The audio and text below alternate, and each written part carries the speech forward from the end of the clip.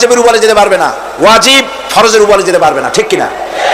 আলেম ওলামা এর মর্যাদা, পীর আলেম ওলামাদের মর্যাদা হচ্ছে তাদের মর্যাদায় তারা আছেন। এদের মর্যাদা যত বড় পীর হোক, যত বড় আলেম হোক, সাহাবীদের সমকক্ষ হতে পারবে না, পারবে না, পারবে না।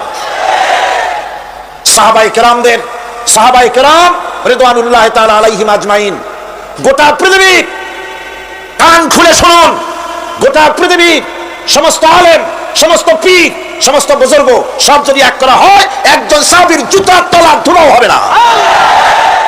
যাদের উপরে আল্লাহ সন্তুষ্ট, আর আল্লাহ যাদের উপরে সন্তুষ্ট, তারাই হচ্ছেন সাহাবায়ে কেরাম রিদওয়ানুল্লাহি তাআলা আলাইহিম আজমাইন।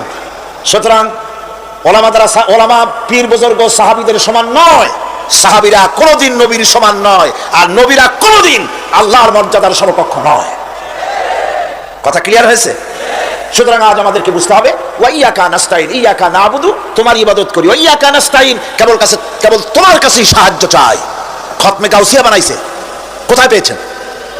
আমরা ওই ধরনের বুজুর্গদের কথা মানি না, যা কোরআনে নাই, যা হাদিসে নাই, নতুন করে যা তৈরি হয়েছে মানি না, মানি না। আমাকে দেখতে হবে কোরআনে আল্লাহ পাক কি বলেছেন, হাদিস কি বলেছে। এটার নাম ঈমান, এটার নাম কি? কোরআন হাদিস পড়ে যে ঈমান আর আকীদা রক্তের মধ্যে, কলিজার মধ্যে ঢুকেছে, আমাকে যদি হত্যা করা হয়, আমাকে যদি জ্বালানো হয়, পোড়ানো হয়, এই আকীদা থেকে এক চুল সরে যাব না। এখন আমাদেরকে এই আকীদা মজবুত করতে হবে, গোলামি করব আল্লাহর, সাহায্য চাইবো আল্লাহর কাছে।